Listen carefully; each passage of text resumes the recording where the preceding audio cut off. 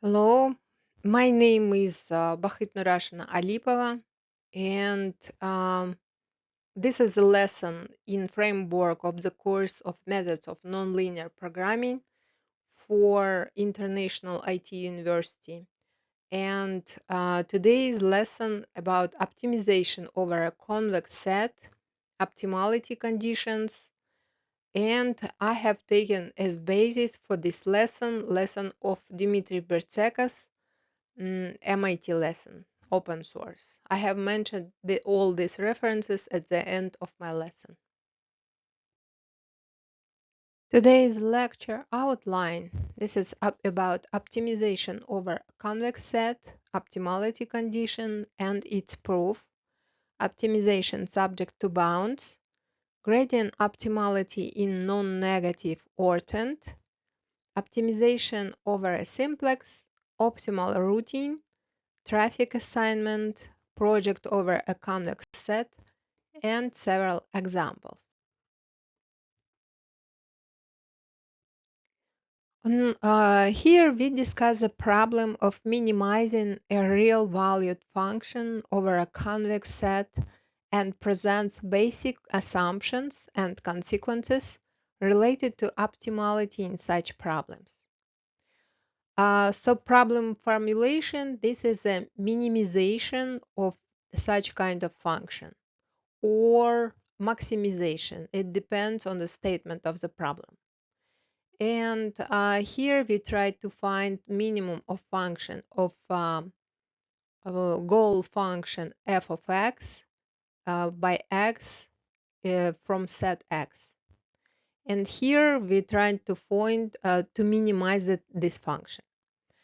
We have several assumptions. At first, X from Rn is non-empty, convex, and closed. Step by step, I just would like to remind you what does mean non-empty.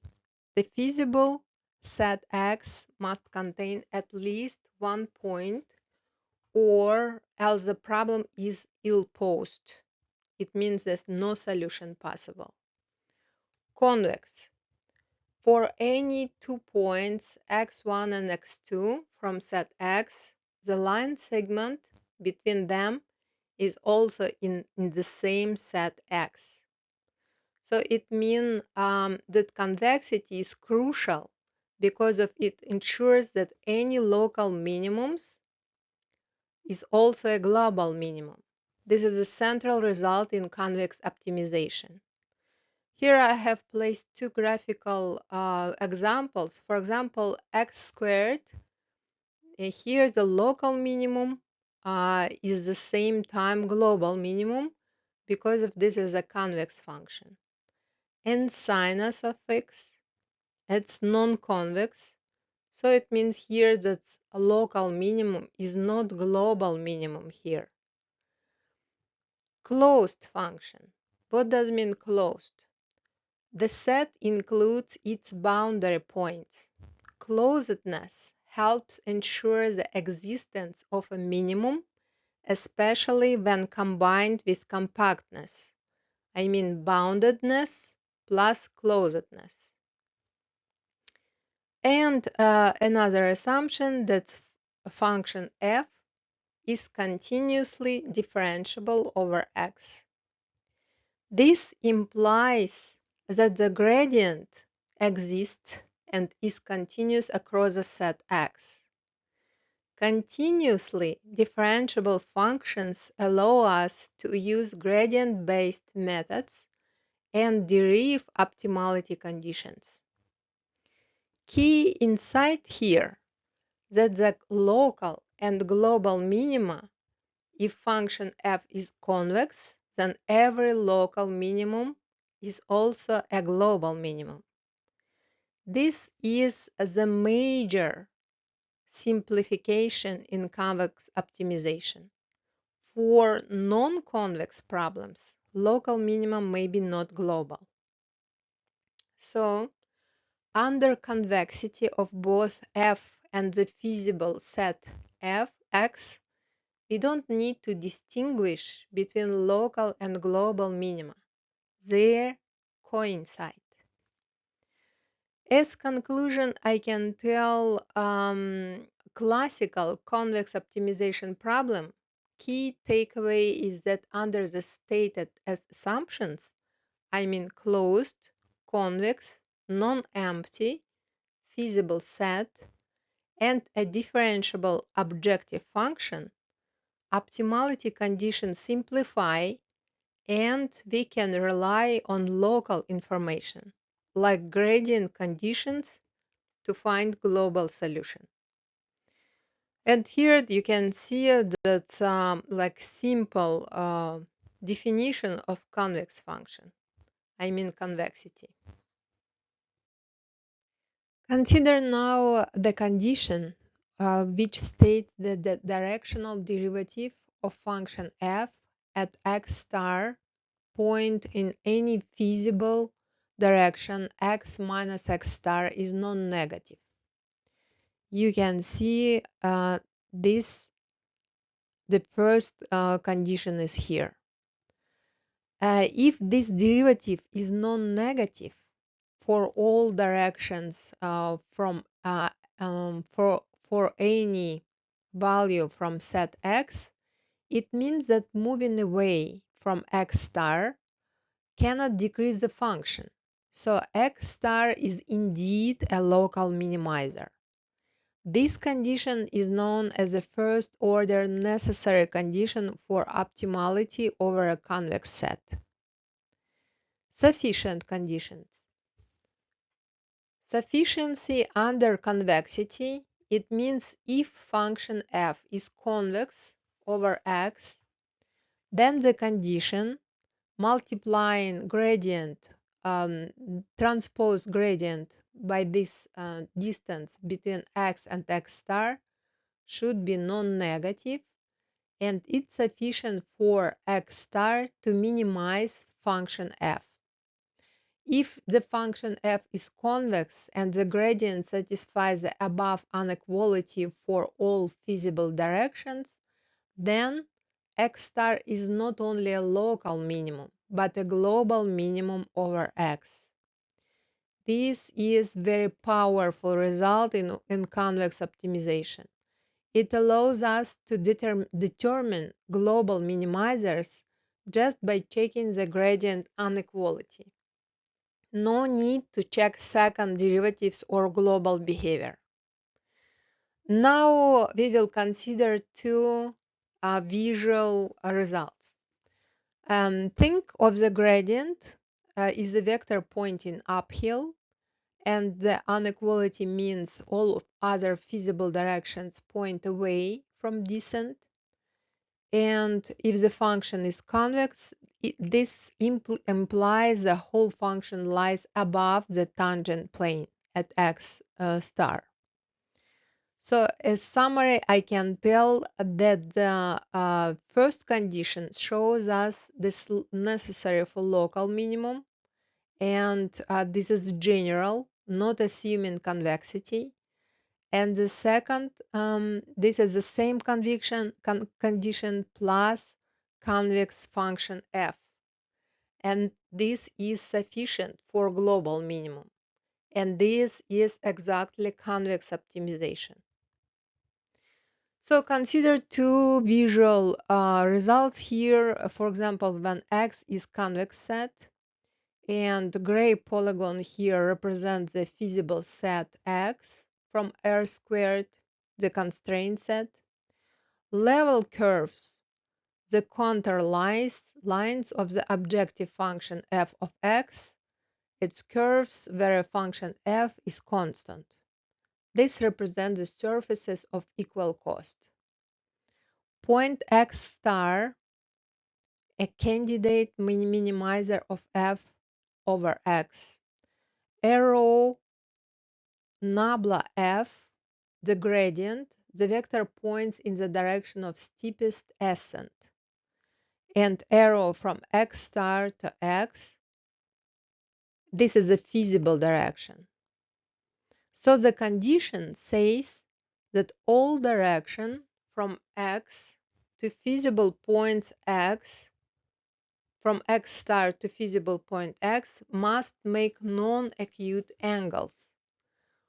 greater or equal 90 degrees with the gradient nabla. I mean this one.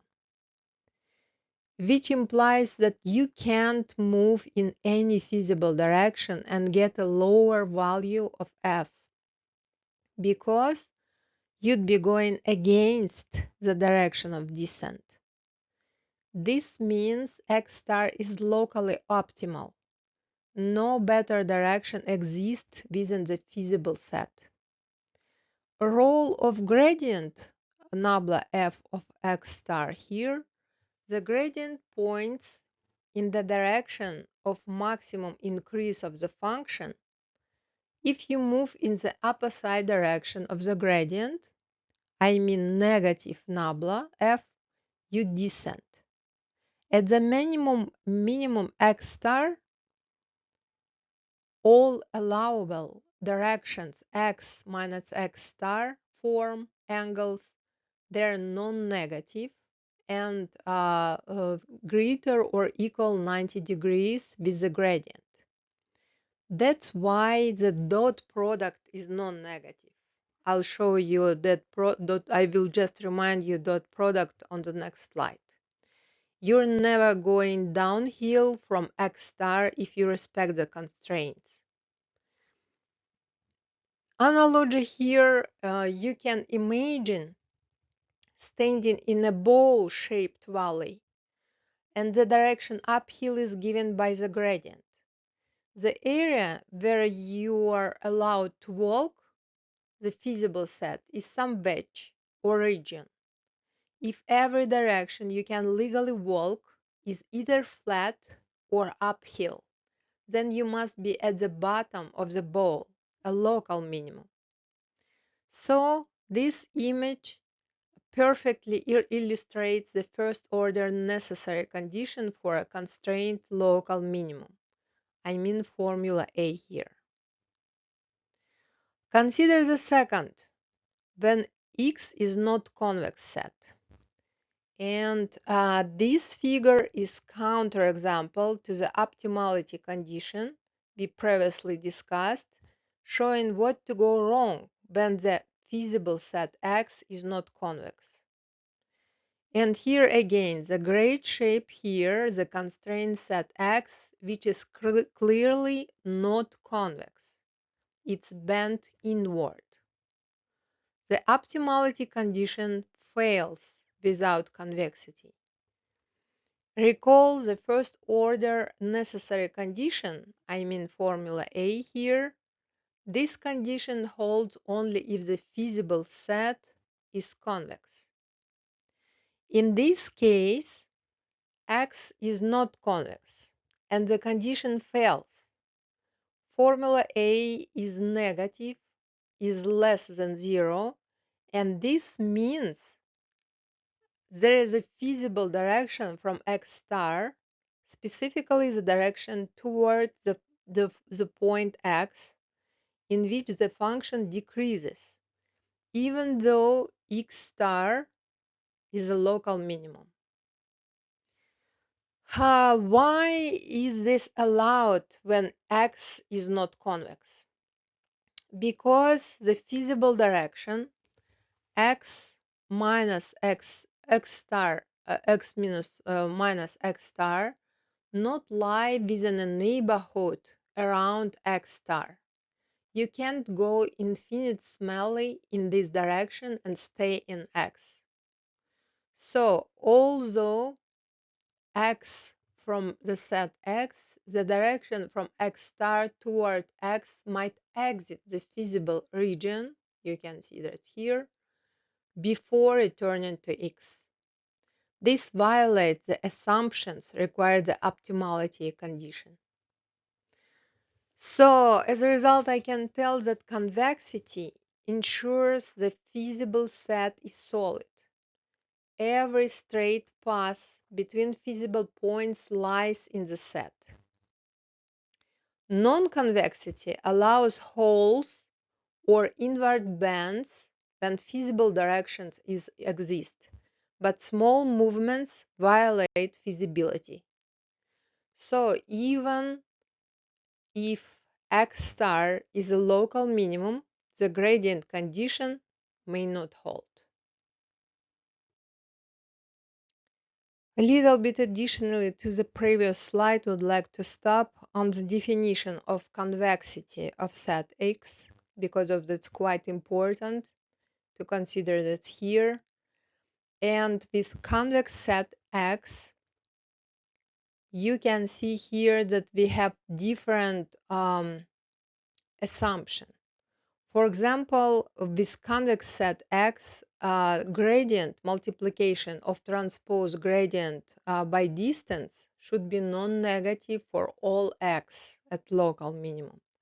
And this is absolutely not necessarily true for not convex set. All direction in x stay within x, not jumps. And if we have not convex set, some feasible points are not connected by line segments within X. Optimality conditions hold nicely in convexity set, and they can fail in non-convexity set. Just to remind you about the dot product, and the result of dot product implies how it implies an angle between two vectors. Convexity ensures the feasible set is solid. Every straight path between feasible points lies in the set. Non-convexity allows holes or inward bends where a feasible direction exists, but small movements violate feasibility. So, just finalizing these two last slides, I can tell that even if x star is a local minimum, the gradient condition may not hold. Here we'd like to present a proof of the first order optimality condition in convex optimization. It splits into two parts. The first, A, this is necessity. Why the condition must hold a local minimum. And here we need this A. And here we need to prove that x star, this x star is a local minimizer, and then all this multiplication should be non-negative. Proof by contradiction, and we assume the opposite and show that it leads to a contradiction. Assumption to contradict that formula, and as our formula is less than 0 for some x from set x. This means there is a direction x minus x star where the gradient points downward, a descent direction. Use the mean value theorem.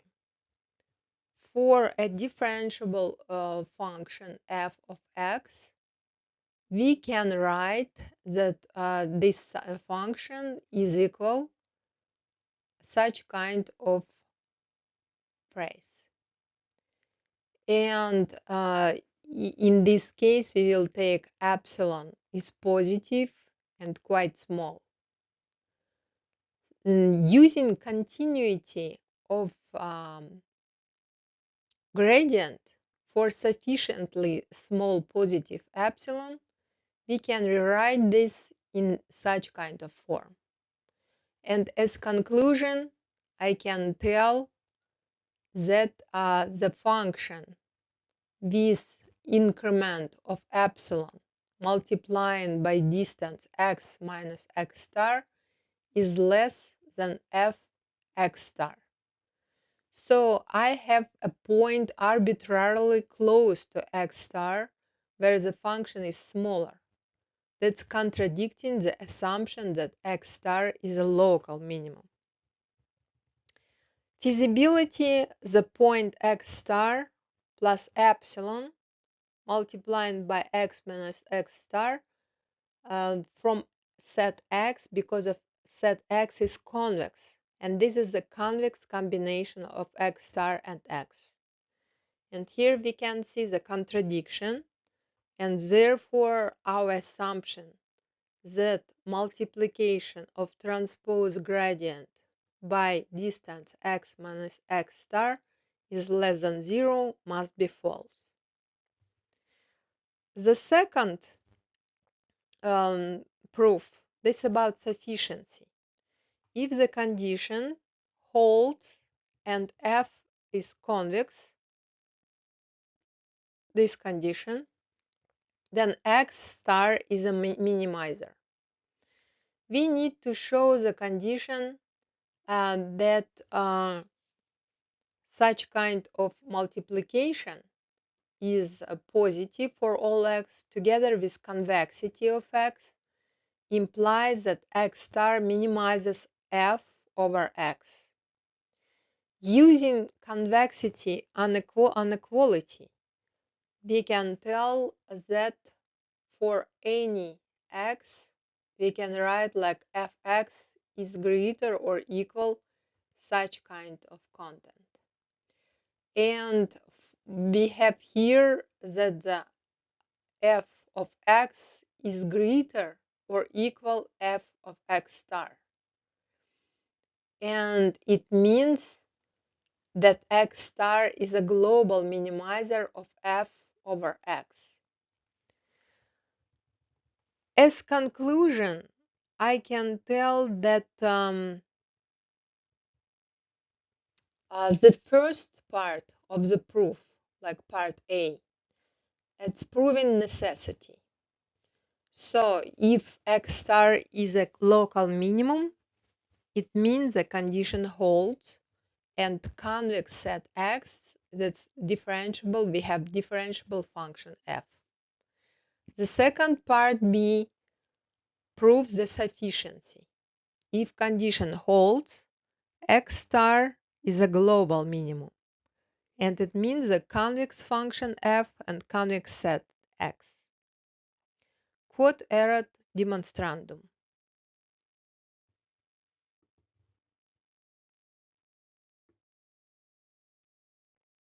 Consider now a detailed derivation of the first order optimality conditions. Then the constraint set is non-negative ortant. Just remind you here that a non-negative ortant, it means that we have a set of set x from Rn, where each x is non-negative. So in this case, we can name it like non-negative ortant. So we are solving a minimum of function of f of x for each x from set x, where x is non-negative ortant. This is constraint minimization problem with inequality constraint on each component xi is greater or equal 0. So let's consider that x star, this is a local minimizer. In this case, here we can see the general necessary condition. In each, the first order condition derived from our main condition that multiplication of transpose gradient and distance between x and x star should be non-negative for any x, where the x is convex set. And this inequality must hold for all feasible directions x minus x star, meaning any point from from set x. Analyze each component individually. Fix an end index I and choose a point in which xj is equal xj star for any j is not equal I, and xi is equal xi star plus 1. And this means that move only in the i's coordinate, increasing it slightly, and since xi star is non-negative, the point remains feasible. Then we can consider such kind of values, and then we can finalize that partial derivative in direction xi should be non-negative for any I. It means all partial derivatives must be non-negative. Consider the case when xi star is positive. So now suppose that it's positive for any j is not equal I, and xi is equal half of xi star. So we are moving left, decreasing the i's component by still staying in the feasible region in which xi is positive. Then, from the same optimality condition, I mean the same one, we will consider that now combining both results from above when it's greater or equal 0, and from here when this less or equal 0, we can receive this equal to 0 if xi star is positive. So as conclusion, I can tell that necessary optimality conditions for minimizing f of x over x non-negative are partial derivatives should be non-negative for all I, or partial derivatives should be equal to 0 if xi star is positive. And this is exactly the Karush-Kuhn-Tucker conditions for problems with simple non-negativity constraints. This image visually explains the optimality conditions over the non-negative orthant R plus 2 using two key cases. And each diagram here includes this region, the non-negative orthant, in which x1 is non-negative, x2 is non-negative. It's here the same. And this contours this level set of the objective function f of x.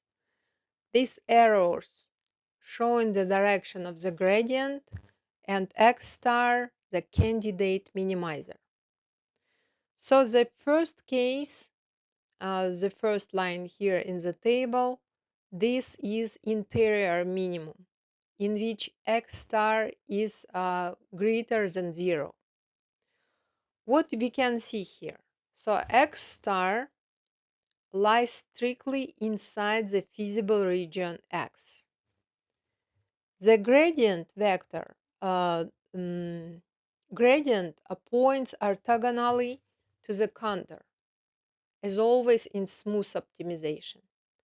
And since we are inside the feasible region, we can move in any directions locally.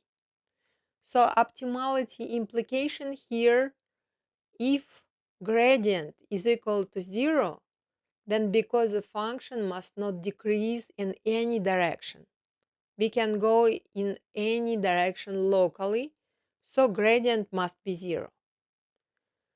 This matches the standard unconstrained first-order condition. It's so named like classical condition. And this picture showing us a boundary minimum when x star is equal 0. So x star in the origin, which lies at the corner boundary of the feasible region x. And the gradient vector here is not 0, but it points outward. I mean into the infeasible region. any movement in the descent direction would take you outside of X. Optimality implication: even though gradient is not equal 0, we can't move in the negative direction because it's infeasible. So the optimality condition becomes non-negative, I mean multiplication of transpose gradient and distance between X and X star, and this allows for gradient should be non-negative component-wise, which is consistent with Karush-Kuhn-Tucker condition. So gradient must point into or along the boundary of the feasible set, and if X star, Xi star is equal 0, then partial derivative is non-negative. And this explains how a non-zero gradient can still be optimal under constraints. So I just put it each this point in the table. You can consider this here. Consider the optimality conditions for constraint optimization over the simplex. I mean, when the variable x must satisfy both non-negativity and a linear equality constraint. At first, would like to remind you what does mean simplex. For my students, maybe it could be necessary. So the standard simplex in R n is a set of all vectors with non-negative components that sum to a fixed constant, typically 1 or some positive scalar r. So I can write like that, and for example, for different kind of dimension, for one-dimensional case, this is line segment. For two-dimensional case, triangle. Three-dimensional case, tetrahedron, and n-dimensional case, that's n-simplex, convex hole, or n plus 1 of n plus 1 points. So, a necessary optimality conditions, we want to find the necessary conditions for a point x star, which has n components, to be a local minimum of a differentiable function f. From general theory, for any feasible x, the first order condition looks like that for all x from set x. This is derived from our main condition, when the multiplication of transpose gradient by distance between x and x star should be non-negative for all feasible directions x minus x star. Constructing a specific direction to analyze, we will fix I such xi star is positive, and let j is not equal I be any other coordinate. Construct a new point x by setting xi is equal to 0 and setting xj is equal xj star plus xi star, keeping all other variables the same. Xm is equal xm star for all m is not equal I and j. This new point still satisfies sum xi is equal r and all components are not negative, non-negative. Plug into the first order condition. Substitute this x into the first order condition, and only terms for I and j are different. For example, if xi is equal 0, then xi minus xi star is equal minus xi star. And xj is equal xj star plus xi star, it means that xj minus xj star is equal plus xi star. So the inequality becomes having such kind of form if we will divide both sides by xi star and taking this term to the right side, we can receive such kind of condition for all j. As conclusion, I can tell you something like powerful. If a component xi star is positive, then its partial derivative must be minimal among all the gradients. So the active variables, positive ones, must have the smallest first derivatives, and they must be equal at optimality if both are positive. This is an example of complementary slackness in Karush-Kuhn-Tucker conditions. The first one, if xi star is positive, then its Lagrange multiplier is 0. So gradient equals the multiplier for the equality constraint. And if xi star is equal 0, then derivative may be higher. At the optimum, positive components of x star have minimal and equal first cos derivative values. Let's consider here the graphical illustration of complementary slackness in the simple one-dimensional optimization problem. So the function which we have here is the function x minus 1 squared when its true minimum at x is equal 1. We are minimizing f of x subject to x as non-negative. This is the constraint. And the candidate solution is x star is equal 0, the boundary of the feasible region. So complementary slackness at x star is equal 0, the constraint x non-negative is active, tight. The gradient is equal minus 2, can consider this here, points away from the feasible region. We cannot descend in this direction. Therefore, x star is equal 0 is a local minimum, even though the gradient is non-zero. So complementary slackness, since the variable is at the boundary x star is equal 0, the gradient can be positive. The derivative pushes outside the feasible region.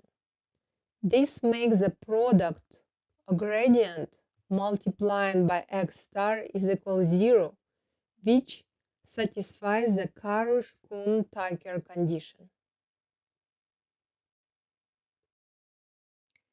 Consider optimal routing. Network description.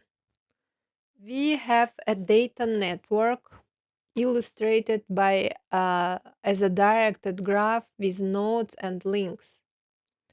A set W of OD origin destination pairs, W is IG. Each OD, again origin destination pair, has an associated demand or traffic input. RW is positive. The goal is to route this traffic across paths in the network to minimize total cost, typically associated with congestion, distance, or time. What we have taken as variables. So PW, that's PW, a set of all possible paths connecting OD pair W. XP flow assigned to path P. So objective function, we need to minimize our cost function. And here dij is a cost function. For example, delay or travel time on link ij, and it depends on total flow on that link. The inner sum computes the total flow on link ij from all paths that include it. So the total cost d of x is the sum of the cost over all links, each based on its flow. Constraints: demand satisfaction, flow conservation. This sum means that all traffic from OD pair W must be assigned across its available paths. Non-negativity, XP is non-negative for any P from PW set and for all V from all W from W set, you can't send negative flow. So you can go back. Optimality conditions, that it means that XP star, that be optimal flow vector, and then XP star is positive, is equal, it means that these two partial derivatives has such kind of inequality for any P dash from big P. Interpretation: among all available paths PW for OD pair W, the path actually used, that is with XP star positive, have the lowest marginal cost. You cannot reduce the total cost by shifting flow to another path P dash. Its marginal cost would be the same or higher. This is complementary slackness condition in the context of routing. As conclusion, I can tell that at optimality, every origin-destination pair routes its demand R, V across available paths. Only paths with minimal marginal cost are actually used. This is both intuitive and powerful. The network self-balances such that used paths are the most efficient. Consider the user optimization principle in a transportation network with origin-destination traffic demand. It connects individual user behavior to the optimality conditions of routing problems.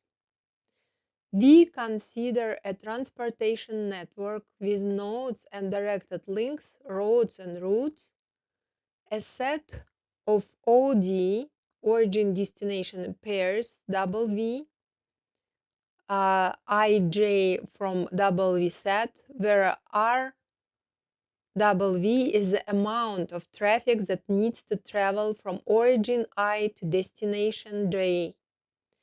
And for each OD pair W, there is a set of available paths PW. So flow notation, here that XP, the amount of traffic assigned to path P. And for each link ij, the total flow is the sum over all paths that pass through it. I mean, Fij is equal all this sum. The travel time or delay on a link ij depends on the total flow using it. Tij.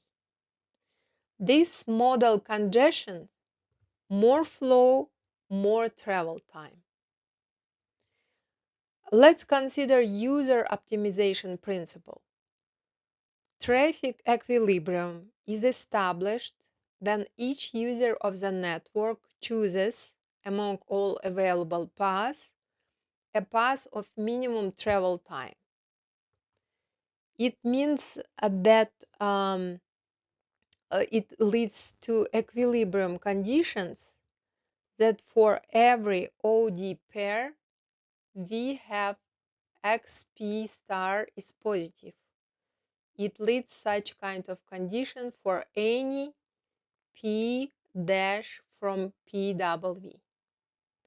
It means if a path P carries positive flow in equilibrium, then that path must have minimal travel time along all available paths for the same OD pair.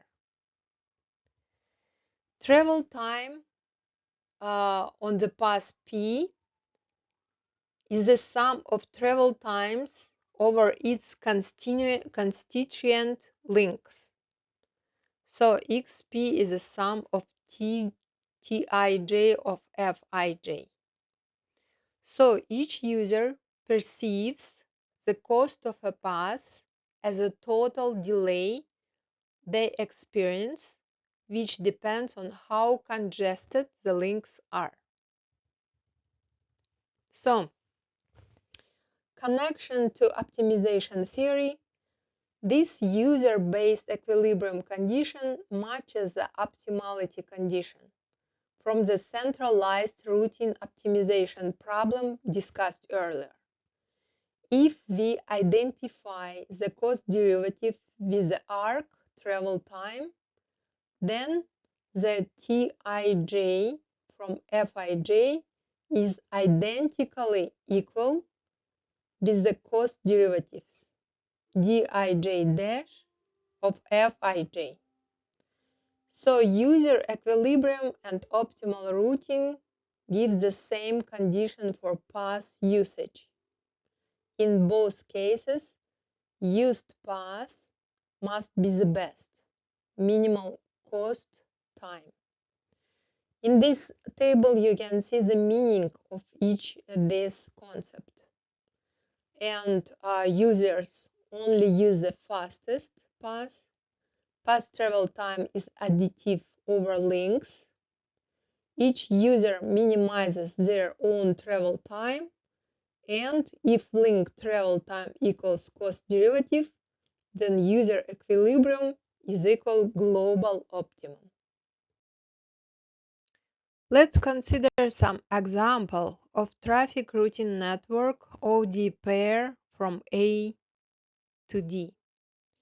So A, this is the origin node, and D, this is a destination node. B, C, intermediate nodes, and each links here have like preliminary given cost. For example, AB link has a cost 2, BD link is a cost 2, and so on. Edges and cost from A, B and D, this is a total cost is 2 plus 2 is equal 4. From A till C to D, this is a total cost is 1 plus 3 is 4. And for example, the long route A, B, C, D, total cost is 2 plus 1 plus 3, it would be equal 6. So, optimal marshrutisation here, we would like to minimize the total cost. And only traffic from A to D can be split among multiple paths. And according to the optimality condition, paths that actually carry flow must have minimal marginal cost. So here traffic could split between ABD and ACD, both with cost 4. If somebody of them could have a less cost, for sure we need to choose it. And connection with Karish-Kuhn-Tucker condition optimality, it works here the condition that xp star is positive. It means that partial derivative in direction xp is less or equal partial derivative in the direction xp dash for any p dash from p. So it should be, we can take such kind of conclusion here. Let's consider the projection theorem, a central result in convex analysis and optimization. It explains how to project a point onto a closed convex set and describes the geometry and properties of the projection operation. We have a point Z from Rn and a closed convex set X from Rn. We want to project Z onto the set X, so we need to find the point in X that is closest to Z. And the mathematical formulation here, we would like to minimize the function f squared norm between Z and X. This is a convex optimization problem. A norm, squared norm Z minus X is a strictly convex function, and X is the closest convex set. So the problem has a unique solution denoted by Z plus, the projection of Z onto X. If we consider the figure here, so X star is the closest point in X to Z.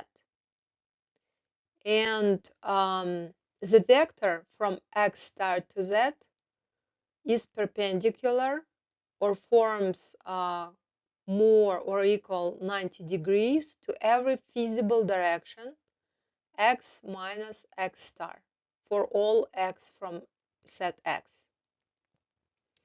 This is shown in the picture where X star is the projection and the angle between Z and X star is at least 90 degrees. Optimality condition, and this is a multiplication of transpose distance between Z and X star, and X star is less or equal 0 for any X from X. This condition says the projection vector is orthogonal or forms an obtuse angle with any feasible direction inside X. And this is the first order necessary and sufficient condition for projection. If X is a subspace, we have a special case here in linear space. Then the projection is characterized by Z minus X star is orthogonal to X. That is the error vector, difference between Z and the projection, is orthogonal to the entire subspace. This is consistent with what we know from linear algebra.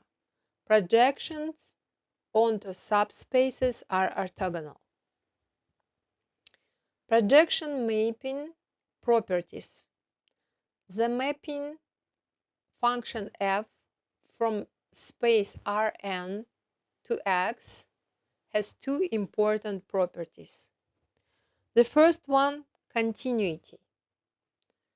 Small changes in Z led to small changes in X plus, in Z plus, sorry. And non-expansiveness, the projection does not increase distance. I mean, here, this difference between X plus and Y plus is less or equal distance between X and Y. This means the projection mapping is Lipschitz continuous with constant 1, very useful in numerical optimization and fixed point iterations.